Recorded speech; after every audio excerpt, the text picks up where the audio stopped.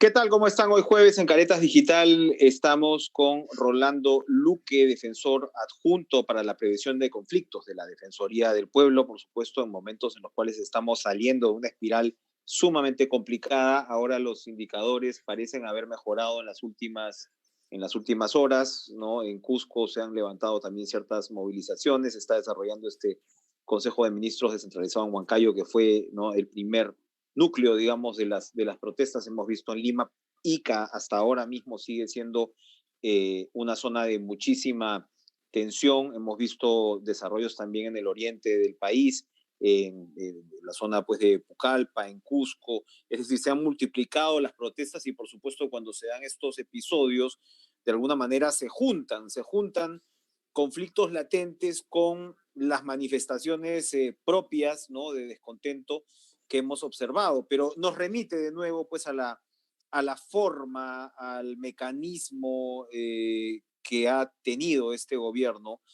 al estilo, si se quiere, que ha tenido este gobierno para resolver y prevenir conflictos que muchos dirían pues en realidad no ha tenido como tal. Rolando, gracias por estar hoy con nosotros.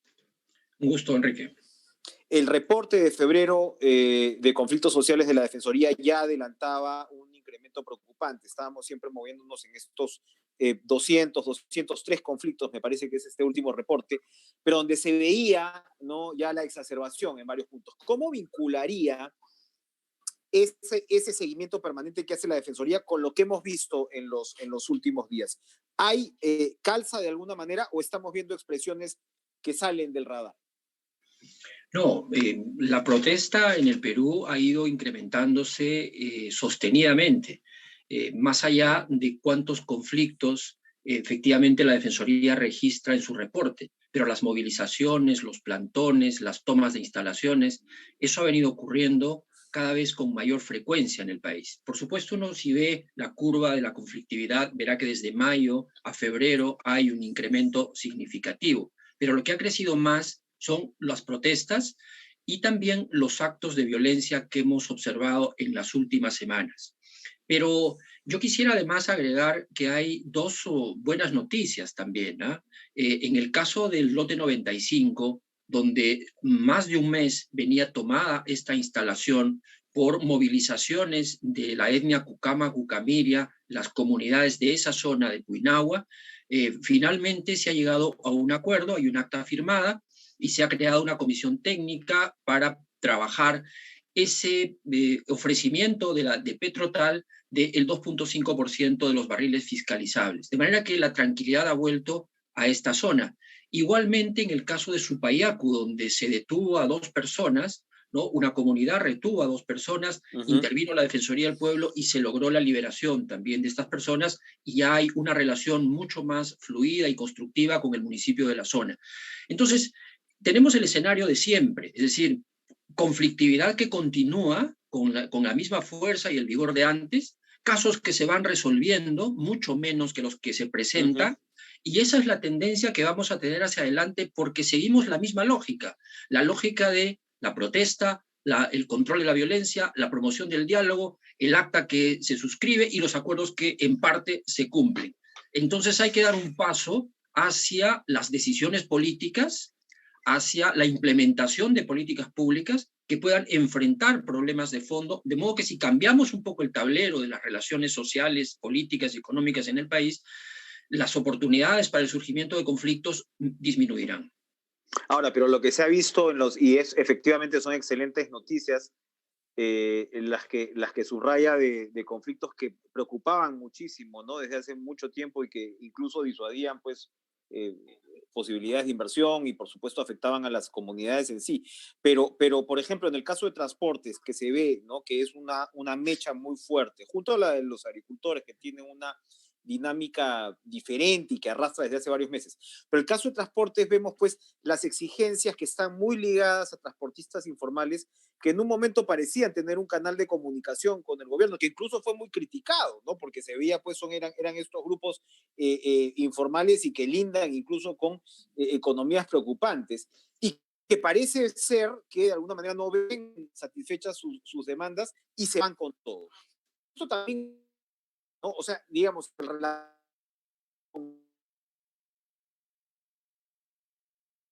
tener mucho cuidado sobre cómo abordar y aproximarse a estos grupos. Bueno, hay una fragmentación en la organización social gremial de los transportistas. También hay unas ciertas diferencias en la problemática, pero lo que es cierto es que se trata de problemas que son compartidos a nivel nacional. Y entonces la sensación que se crea es que hay mucha conflictividad en el Perú cuando probablemente en el fondo se trate de un solo gran conflicto a nivel nacional. ¿Ah? Entonces, quizá la estadística no refleje exactamente cuántos casos crecen en relación a lo que las personas están percibiendo respecto de movilizaciones en varios puntos del país. Igualmente ocurre en aquellas zonas, por ejemplo, en el caso de Ica, seguimos teniendo el mismo problema de identificación de liderazgos representativos. Es muy difícil entablar un proceso de diálogo racional y que a la vez con miras a resolver el problema, tratando con personas que están representando a un conjunto, cuando lo que hay son reacciones espontáneas, cierta anomia en la zona, mucha gente espontáneamente sale a la carretera a sumarse a la protesta, pero no hay algo orgánico. Y en relación a los transportistas, creo que hay que distinguir, y aquí estoy hablando también de las movilizaciones en Lima, entre la protesta orgánica de gremios, aunque estén fragmentados, pero se identifica su plataforma de lucha y su organización, de el malestar general que las decisiones y la forma como el presidente está conduciendo su gobierno han permeado a un sector mucho más amplio de la población, y a lo que se suma el impacto en las economías familiares, porque el índice de precios al consumidor ha sido el mes pasado el más alto en 26 años. De modo que cuando el bolsillo empieza a resentirse, ¿no es cierto?, la gente sale a reclamar no por el asunto específicamente del transporte, porque esas demandas se diluyeron en las movilizaciones de Lima. Lo que primó fundamentalmente es el costo de vida y las decisiones del presidente de la República y, por supuesto, ese enorme detonante que fue la inmovilización social decretada por estado de emergencia. Qué duda cabe.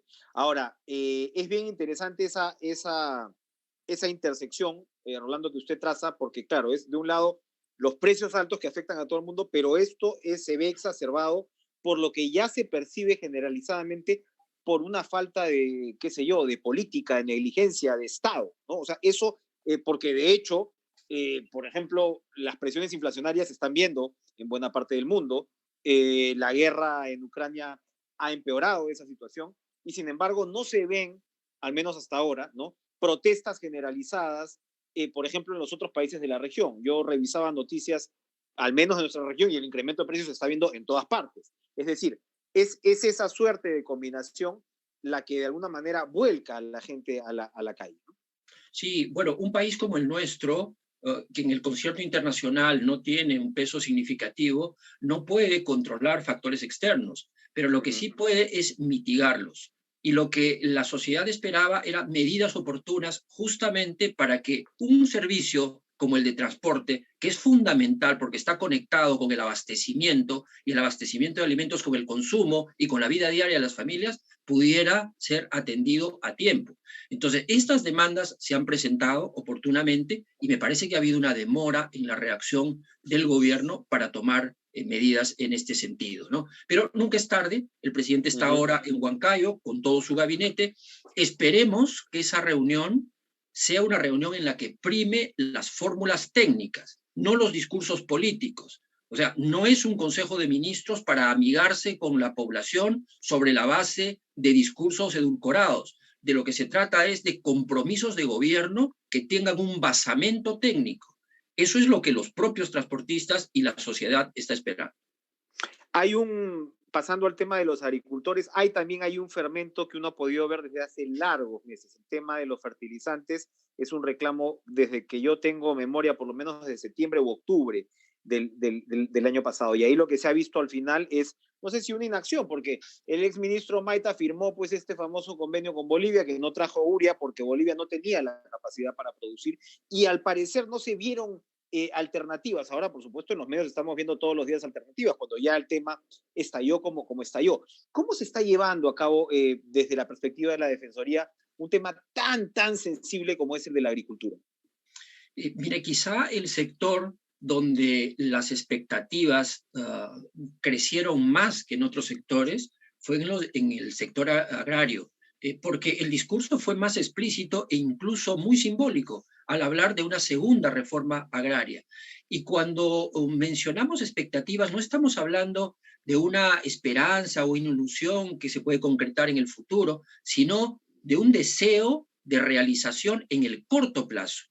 Así son las expectativas ahora en el Perú. Las expectativas en el Perú no son para situaciones ideales en el futuro, sino Claro. mañana, pasado mañana, el bienestar tiene que llegar a mi familia. Y uno de los sectores más postergados injustamente en el Perú ha sido sin duda el sector agrario, especialmente los sectores agrícolas familiares que necesitan un apoyo especial y donde además nos hemos sentido tan orgullosos de tener más de 3.500 variedades de papa y sin embargo, ¿no es cierto?, muchas veces esas cosechas quedan varadas en la carretera por los bajísimos precios, ¿no? O ahora que se encarecen los fertilizantes, los agricultores están sin ninguna duda muy preocupados porque los costos de producción se elevan y es muy difícil para ellos sostenerse como sector económico.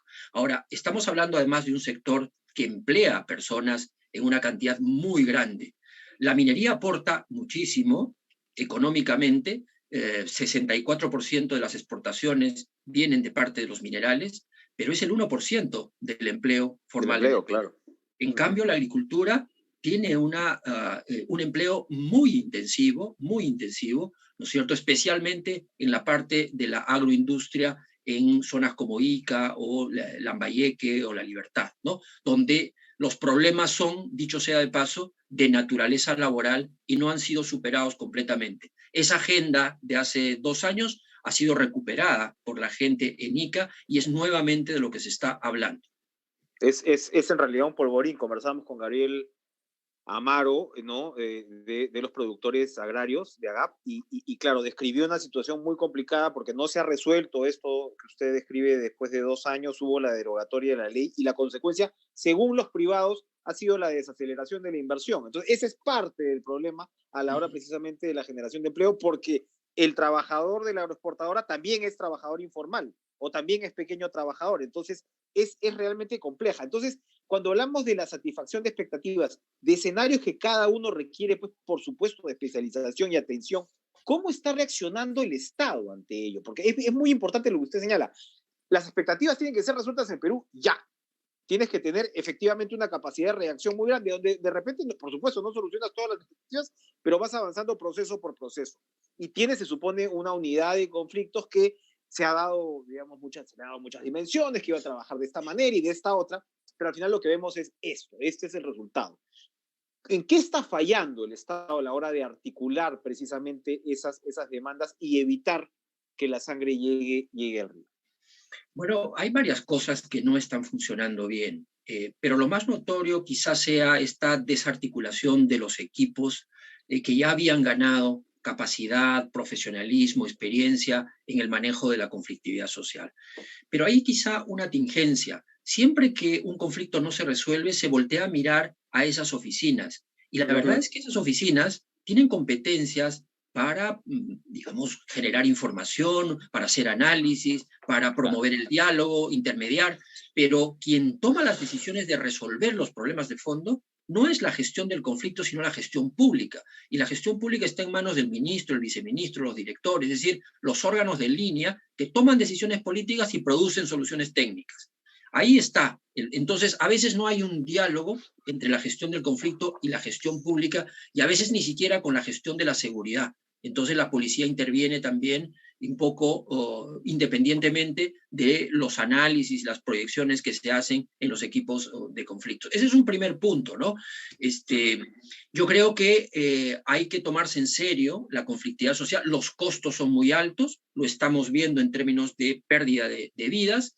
Hay costos institucionales de deslegitimación de las instituciones, hay costos económicos porque inversiones que se pierden, una variedad de transacciones económicas que quedan en suspenso, etcétera. Entonces, hay que invertir más en gestión de conflictos y llamar a las personas que saben hacer este trabajo, ¿no? Yo lamento, por ejemplo, que alguien como Giselle Guamaní, que es una profesional destacada y que ha estudiado estos temas, haya tenido que renunciar y dejar la dirección de la Secretaría de Gestión Social y Diálogo, ¿no? Y junto con ella, pues, digamos, se van perdiendo las capacidades y van saliendo las personas o son reemplazadas por otras que no tienen las mismas competencias.